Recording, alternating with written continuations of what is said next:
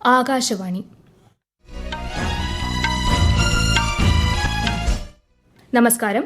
വാർത്തകൾ വായിക്കുന്നത് നിരഞ്ജന.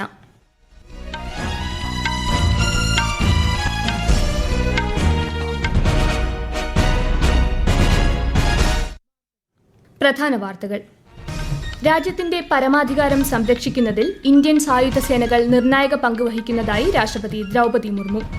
ഇന്ത്യൻ ബഹിരാകാശ മേഖല ആഗോള നിക്ഷേപകരുടെ ആകർഷക കേന്ദ്രമായി മാറുകയാണെന്ന് പ്രധാനമന്ത്രി നരേന്ദ്രമോദി. കേരളത്തിൽ തദ്ദേശ തെരഞ്ഞെടുപ്പിനുള്ള പ്രചാരണം ശക്തമായി. 2 ഘട്ട തെരഞ്ഞെടുപ്പിനായി ഒരുങ്ങുന്നത് 33,000-ലധികം പോളിംഗ് സ്റ്റേഷനുകൾ. ആധാർ ഡേറ്റാബേസിന്റെ കൃത്യത നിലനിർത്തുന്നതിനായി മരണപ്പെട്ട 2 കോടിയിലധികം വ്യക്തികളുടെ ആധാർ നമ്പറുകൾ പ്രവർത്തനരഹിതമാക്കി unique identification authority of India. ന്യൂഡൽഹിയിൽ നടക്കുന്ന ഇന്ത്യ അന്താരാഷ്ട്ര ട്രേഡ് ഫെയറിന് ഇന്ന് സമാപനമാകും.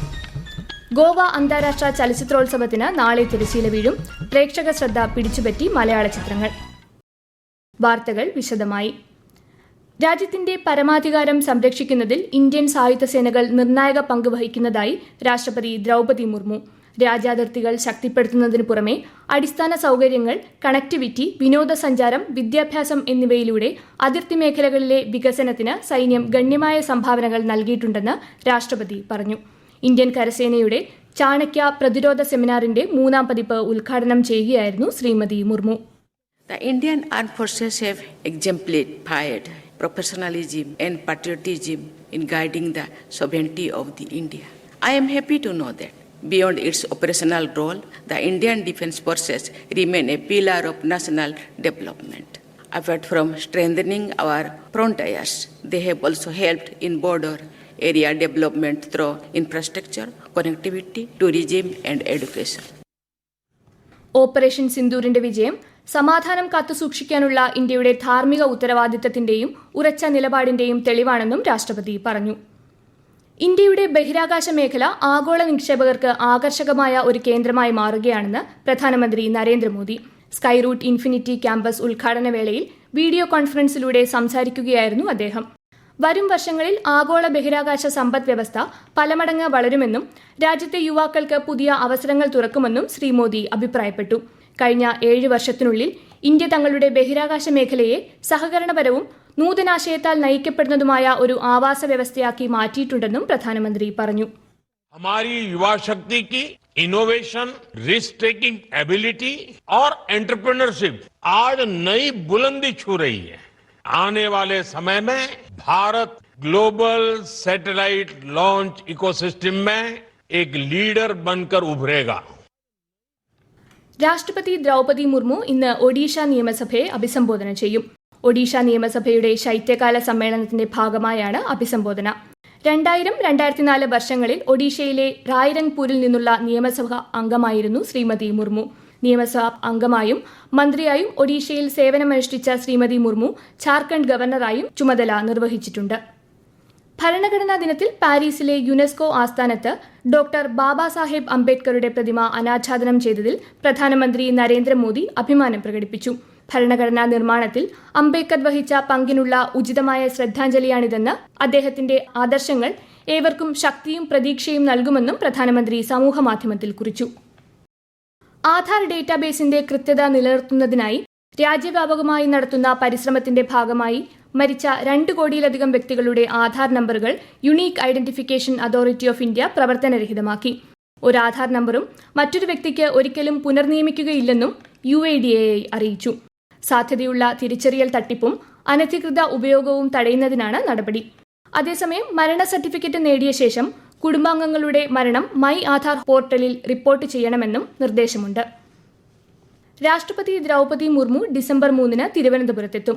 നാവിക ദിനത്തോടനുബന്ധിച്ച് അന്നേ ദിവസം ശംഖുമുഖം ബീച്ചിൽ നടക്കുന്ന നാവികസേനാ ശക്തി പ്രകടനത്തിൽ രാഷ്ട്രപതി മുഖ്യാതിഥിയാകും.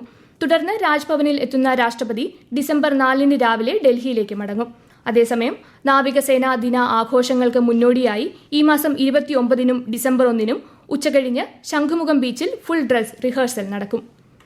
ഈ വാർത്തകൾ ആകാശവാണിയിൽ നിന്ന്. ആകാശവാണി വാർത്തകളും വാർത്താധിഷ്ഠിത പരിപാടികളും all India radio news Thiruvananthapuram YouTube ചാനലിലും all India radio news Thiruvananthapuram Facebook പേജിലും AR News_ തിരുവനന്തപുരം ഇൻസ്റ്റഗ്രാം അക്കൌണ്ടിലും AR News_TVM X ഹാൻഡിലും ലഭ്യമാണ്.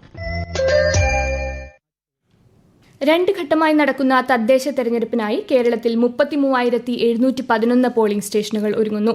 ത്രിതല പഞ്ചായത്തുകളിൽ 28,127 മുനിസിപ്പാലിറ്റികളിൽ 3,569 കോർപ്പറേഷനുകളിൽ 2,015 പോളിംഗ് സ്റ്റേഷനുകളുമാണുള്ളത്.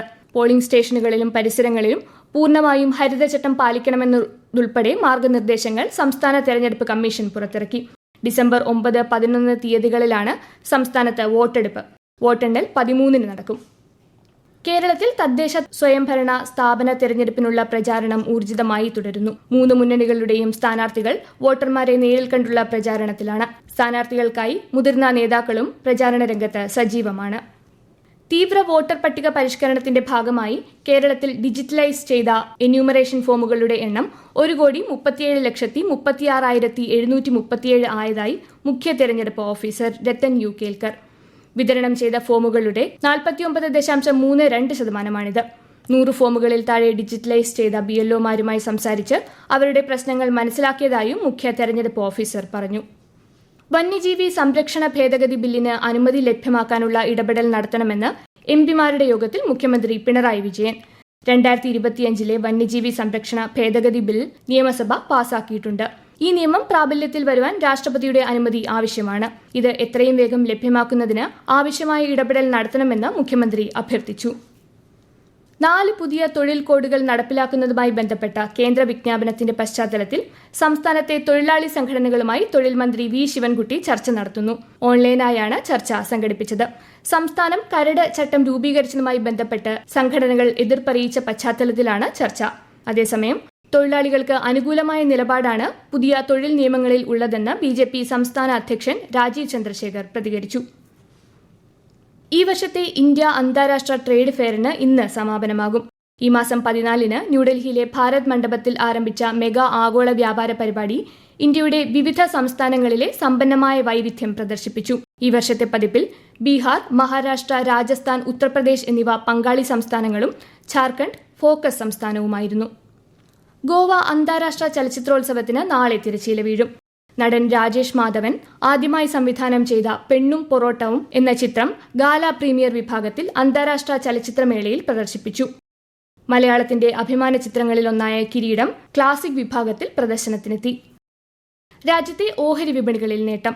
സെൻസെക്സ് 421 പോയിന്റ് ഉയർന്ന് 85,095-ലും നിഫ്റ്റി 92 പോയിന്റ് നേട്ടത്തിൽ 26,296-ലും വ്യാപാരം തുടരുന്നു. സ്വർണ്ണവില കുറഞ്ഞു. പവന് 120 രൂപ കുറഞ്ഞ് 93,680-ലും ഗ്രാമിന് 11,710 രൂപയുമാണ് ഇന്നത്തെ വില. പ്രധാനമന്ത്രി നരേന്ദ്രമോദി ആകാശവാണിയിലൂടെ ജനങ്ങളുമായി ആശയങ്ങൾ പങ്കുവയ്ക്കുന്ന പ്രതിമാസ റേഡിയോ പരിപാടി മൻ കി ബാത് ഈ ഞായറാഴ്ച രാവിലെ 11 മണിക്ക് ആകാശവാണിയുടെ എല്ലാ നിലയങ്ങളിലും ദൂരദർശനിലും പരിപാടി തത്സമയം ലഭ്യമാകും. മൻ കി ബാത്തിലേക്കുള്ള ആശയങ്ങളും നിർദ്ദേശങ്ങളും മറ്റന്നാൾ വരെ 1800117800 എന്ന ടോൾ ഫ്രീ നമ്പറിലൂടെ അറിയിക്കാം. കണ്ണൂർ ഏഴിമല നാവിക അക്കാദമിയിൽ പരിശീലനം പൂർത്തിയാക്കിയ കേഡറ്റുകളുടെ പാസിംഗ് ഔട്ട് പരേഡിന് മുന്നോടിയായുള്ള പരിശീലന പ്രദർശനം ഇന്ന് വൈകിട്ട് അക്കാദമി മൈതാനിയിൽ നടക്കും. നാളെ രാവിലെയാണ് ബിരുദദാന ചടങ്ങ്. ശനിയാഴ്ച നടക്കുന്ന പാസിംഗ് ഔട്ട് പരേഡിൽ സംയുക്ത സേനാ മേധാവി ജനറൽ അനിൽ ചൌഹാൻ മുഖ്യാതിഥിയാകും. പ്രധാന വാർത്തകൾ വീണ്ടും.